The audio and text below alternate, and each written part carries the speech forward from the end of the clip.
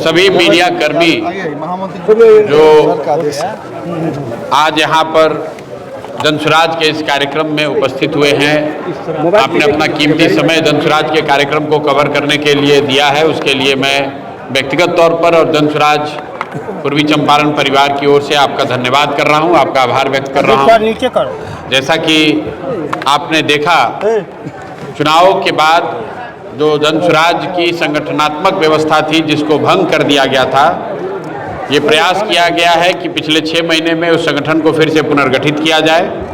तो पुनर्गठित जिला कमेटी की आज पहली बैठक थी और मुझे भी मेरे कुछ राज्य के वरीय साथियों के साथ उस बैठक में हिस्सा लेने का अवसर मिला। कुल 60-70 लोगों ने अपने विचार व्यक्त किए। लोगों ने बिहार बदलाव के जनसुराज के संकल्प को दोहराया, ये बताया कि आने वाले समय में हम लोग कैसे संगठन को और मजबूत करके जनसुराज के विचार को घर घर पहुंचा सकते हैं। उस पर हर तरह के मत लोगों ने रखे हैं। आने वाले 2-3 महीनों में आपको इसी तरह की पुनर्गठित कार्यकारिणी हर प्रखंड में यहाँ दिखेगी। ये लक्ष्य है कि 2 अक्टूबर 2026 को जब दल 2 वर्ष का हो, जब दल की आयु 2 वर्ष हो, तब कम से कम हर पंचायत में एक सक्रिय संगठनात्मक जो इकाई है उसको बनाया जाए। लेकिन जैसा आप जानते हैं, संगठन बनाना जो है, मैं अक्सर कहता हूँ, ये गीली मिट्टी से दीवार बनाने जैसा है।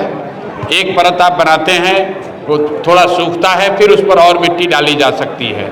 ये कठिन काम है, लेकिन मैं यहाँ के जिला के सभी अपने साथियों को बधाई देना चाहता हूँ कि उन्होंने जी तोड़ मेहनत की है और ख़ास करके चुनाव हारने के बाद का जो माहौल है, उस माहौल में फिर से संगठित सभी साथियों को संगठित करके संगठन का पुनर्निर्माण, ये कठिन काम है। इसलिए जिन साथियों ने भी इस काम को किया है उसके लिए मैं उनका आभार व्यक्त करता हूं और ये आशा व्यक्त करता हूं कि आने वाले समय में पूर्वी चंपारण का जनसुराज का जो संगठन होगा वो राज्य के सबसे मजबूत संगठनों में एक होगा। अच्छा, पार्टी के राष्ट्रीय अध्यक्ष पार्टी छोड़ दिए। पार्टी के राष्ट्रीय अध्यक्ष ने पार्टी छोड़ दिया, ये आपको किसने कहा? यहाँ पर बैठक हो रही है, यहाँ उदय जी का फोटो लगा हुआ है कि नहीं लगा हुआ? किसी भी जानकारी को सिर्फ व्यू के लिए तोड़ मरोड़ के पेश करना, ये सही पत्रकारिता नहीं है। उदय जी मेरे व्यक्तिगत मित्र भी हैं, बड़े भाई जैसे हैं, पार्टी में कई लोगों के लिए अभिभावक के जैसे हैं। पार्टी के वो अध्यक्ष थे और अभी पार्टी के राष्ट्रीय अध्यक्ष हैं।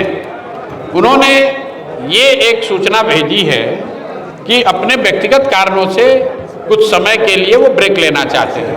वो व्यक्तिगत कारण स्वास्थ्य से संबंधित हो सकता है, कोई पारिवारिक जिम्मेवारी हो सकती है, कोई अन्य विषय हो सकता है। उन्होंने ना पार्टी छोड़ा है, ना पद से इस्तीफा दिया है, लेकिन आप जबरदस्ती का खबर बनाना चाहते हैं। 1 साल का उनका कार्यकाल अध्यक्ष का हम लोग के पार्टी के संविधान के अनुसार है और आज भी राष्ट्रीय अध्यक्ष उदय सिंह जी हैं और ये कार्यक्रम हो रहा है और आप देख रहे हैं उनका फोटो लगा हुआ है ऊपर। तो पटना में लड़की के साथ बदसलूकी हुआ है होटल में, उसके लिए क्या कहना है? देखिए, पटना में जो बदसलूकी हुई है दुखद है, गंभीर मामला है। आप लोग चर्चा भी कर रहे हैं, लेकिन 2-3 दिन चर्चा होगी, फिर चर्चा बंद हो जाएगी। कानून व्यवस्था की स्थिति, जब आप गलत लोगों का चुनाव करेंगे, गलत लोगों को सत्ता की चाबी देंगे, तो ये होना ही है। अब बुलडोजर, गरीब दलित परिवारों के घर पर बुलडोजर चलाने वाले नेताजी, आपके हमारे मुख्यमंत्री, कहाँ गई उनकी हिम्मत? कहाँ नहीं उस होटल पर बुलडोजर चलाया जा रहा है जहाँ पर इस तरह का कुकृत्य हुआ है। नीट की छात्रा के साथ जो रेप हुआ, उसकी हत्या हुई, उस हॉस्टल के मालिकों पर क्या कार्रवाई हुई? कौन अभी तक पकड़ा गया है? तो अगर आप जो खुद ही दोषी है, जिसका चरित्र खुद ही दागदार है, वो राज्य के मुखिया के तौर पर रहेगा, तो इस तरह की घटनाएं होती ही रहेंगी। इसके लिए सिर्फ नेता दोषी नहीं है, आप और हम गलत लोगों का चुनाव करेंगे तो गलत होगा ही। बाकी अगर किसी के साथ दुर्घटना हुई है तो जनसुराज या समाज के सभी सही सोच वाले लोग उनके साथ खड़े हैं। जो कुछ भी बन पड़ेगा हम लोगों से मदद के लिए, वो मदद की जाएगी। लेकिन आप ये मत समझिए कि ये घटना रुकने वाली है। जब सरकार में ऊपर बैठे हुए लोग उनका चाल चरित्र चेहरा संदेह से ऊपर नहीं है, तो निश्चित तौर पर इस तरह की घटनाएं होती रहेंगी। 10 दिन बाकी में पूछे चौथी चुनाव बार लड़ेंगे पेट्रोलियम क्या? पदार्थों का दाम बढ़ा है 10 दिन के अंदर में, चौथी बार पेट्रोलियम पदार्थ का दाम इसलिए बढ़ा है क्योंकि चुनाव अभी नहीं है, तो सरकार आपसे और हमसे टैक्स पूरा वसूलेगी। फिर कल चुनाव आएगा तो अरवा उसना चावल का बात होगा, हिंदू मुसलमान बनाया जाएगा, आप और हम फिर वोट दे देंगे। अब फिर जब चुनाव खत्म हो जाएगा तो कहिएगा कि पेट्रोल का दाम बढ़ा हुआ है। बिहार में यूपी के मुकाबले डीजल और पेट्रोल पर 10 रुपए लीटर का 10 रुपए लीटर ज्यादा हम लोग आज से 5 बरस से दे रहे हैं। और जिस सरकार ने 10 रुपए लीटर एक्स्ट्रा तेल का दाम यहाँ रखा है बिहार में, उसी एनडीए, उसी जदयू, उसी भाजपा की सरकार को यहाँ लोगों ने 202 सीट जिताकर सरकार बनाया है। तो भाई 10 रुपए पेट्रोल का ज्यादा दीजिए। फिर अगर आज 5 रुपया बढ़ा है तो क्यों चिल्ला रहे हैं? बिहार में तो, अरे दूसरे राज्य में बढ़ा है तो लोग कुछ बोल सकते हैं, बिहार में तो दूसरे राज्य के मुकाबले 10 रुपया लीटर तेल, डीजल और पेट्रोल यूपी के मुकाबले 10 रुपए ज्यादा मिल रहा है। और देश में सबसे महंगा डीजल, देश में सबसे महंगा पेट्रोल बिहार में ही मिल रहा है, क्योंकि जो सरकार टैक्स लगाती है केंद्र की, उसके ऊपर से बिहार सरकार ने सबसे ज्यादा टैक्स लगा रखा है। लेकिन उसी सरकार को हमने अपने वोट दिया है, तो जो बोइएगा वो काटिएगा। अरवा उसना चावल के नाम पर वोट दीजिएगा तो तेल का पैसा तो देना ही पड़ेगा। राहुल गांधी ने कहा कि एक सरकार बिहार के मुखिया जो है अभी वर्तमान में हरा रंग देखकर भड़क जा रहे हैं। अब कौन सा रंग देख के भड़क जा रहे हैं तो हम नहीं जानते हैं, लेकिन उनकी जो पृष्ठभूमि रही है उसमें उनका भड़कना रंग को देखकर, व्यक्ति को देखकर, विचार को देखकर ये जनता को मालूम है।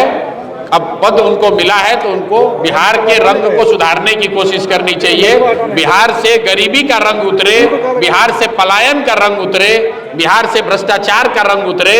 सरकार की प्राथमिकता ये होनी चाहिए, हरा लाल पीला करने से कुछ होने वाला नहीं। राहुल गांधी ने कहा 1 वर्ष के अंदर में एनडीए की सरकार गिर जाएगी, कितनी सच्चाई है? पटना के निजी होटल में एक पिता भाई इस सवाल का भी जवाब दिया मैंने। पटना में जो घटना हुई है ये जंगल राज के लौटने की आहट है, क्योंकि जो लोग ऊपर बैठे हुए हैं यही लोग तो जंगल राज के चलाने वाले और उसके कारक थे। आज वही अपना रंग बदल के, गमछे का रंग बदल के मुख्यमंत्री बन गए हैं, तो उससे वो सुधार थोड़ी ना हो जाएगा। जब जंगल राज, जिस लालू जी के राज को जंगल राज कहा गया, उस समय आज के बिहार के मुख्यमंत्री कहाँ थे? उसी जंगल राज के तो हिस्सा थे। तो आज अब खुद मुख्यमंत्री हो गए हैं, तो उससे बढ़िया राज की अपेक्षा मत रखिए। बांकीपुर से चुनाव लड़ेंगे क्या सर आप? बांकीपुर से जन सुराज बहुत मजबूती से चुनाव लड़ेगा। आप लड़ेंगे सर? आ रहा हूं उस पे। जन सुराज में एक सामान्य अभी सोच बनी है कि बांकीपुर जो पिछले 40-45 साल से भाजपा चुनाव नहीं हारी है, और आज नितिन नवीन जो बांकीपुर के विधायक थे वो भाजपा के राष्ट्रीय अध्यक्ष हो गए हैं, तो उस नजरिए से भाजपा के लिए बहुत प्रतिष्ठा का सीट है। तो अगर भाजपा को वहां हराना है तो जन सुराज की ओर से हर वो प्रयास किया जाएगा ताकि इनको उन्हीं के मकान में, उन्हीं के इलाके में घुस के हराया जाए। आप निश्चित जानिए कि जन सुराज के पास जो भी शक्ति, संसाधन, व्यवस्था है, हम लोग सब कुछ लगाकर उनको बांकीपुर में हराएंगे ही हराएंगे। गारंटी देना चाहते हैं जनता को तो भाजपा को छोड़कर आपको चुने बांकीपुर में? भाई ऐसा है, मैं फिर आपको दोहरा दे रहा हूँ, बांकीपुर विधानसभा भाजपा पिछले 40 साल से नहीं हारी है। 2015 में जब लालू, नीतीश जी और कांग्रेस का महागठबंधन था तो भी बांकीपुर नहीं हारे थे। और अब बांकीपुर के विधायक जी भाजपा के राष्ट्रीय अध्यक्ष हो गए हैं, तो भाजपा के लिए ये सबसे प्रतिष्ठा का सीट है। तो हम लोगों ने तय किया है कि भाजपा ने जो काम हम लोग के साथ किया, जन सुराज को हराने के लिए 10-10 हजार रुपए बांटकर वोट खरीदा है, तो उनको अगर राजनीतिक सबक सिखाना है तो उनको उनके घर में, उनके मांद में घुसकर बांकीपुर में हराएंगे, तभी ये हिसाब बराबर होगा। आप लड़ेंगे? मैं आपको फिर कह रहा हूँ कि जो कुछ भी करना पड़ेगा वो सब किया जाएगा। सर मेरा एक छोटा सा क्वेश्चन है, जिस तरह से देश और राज्य की हालात बनते जा रही है, उस हालात को देखते हुए क्या नहीं लगता है कि यहाँ भी एक बहुत बड़ा आंदोलन की आवश्यकता है, जैसे जेपी आंदोलन की तरह हुआ था उस समय जब हालात इस तरह राज्य देश की बना था? लोगों को सुधरने की जरूरत है। आंदोलन की जरूरत हो ना हो, लोगों को सही वोट देने की जरूरत है, पैसे पर नहीं बिकने की जरूरत है। जाति धर्म से ऊपर उठकर अपने भलाई, अपने बच्चों के पढ़ाई रोजगार के लिए वोट देने की जरूरत है। खाली आंदोलन करने से और भाषण देने से कुछ नहीं होगा। 5 बरस जिस सरकार ने आपको लूटा, जिस सरकार ने 5 बरस लूटा, आपके बच्चों को बेरोजगार बनाया, आपके बच्चों को पलायन करने के लिए मजबूर कर दिया, उसी सरकार को, उसी दल को जाकर आप 200 लोगों को वोट देकर जिताए हैं। तो चाहे जीवन भर आंदोलन कीजिए। अभी टीआरई के छात्र आंदोलन कर रहे हैं, उन पर लाठी चली है, और वही बच्चे जब वापस आएंगे, वो बच्चे और उनके परिवार वाले फिर उसी नीतीश कुमार, उसी जदयू, उसी मोदी को वोट देंगे। तो आंदोलन ऐसा है, कोई नेता या सत्ता में बैठे हुए लोग आंदोलन से नहीं डरते हैं, नेता सिर्फ वोट का चोट समझता है।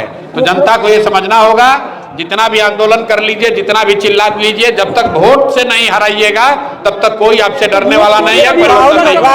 राहुल गांधी ने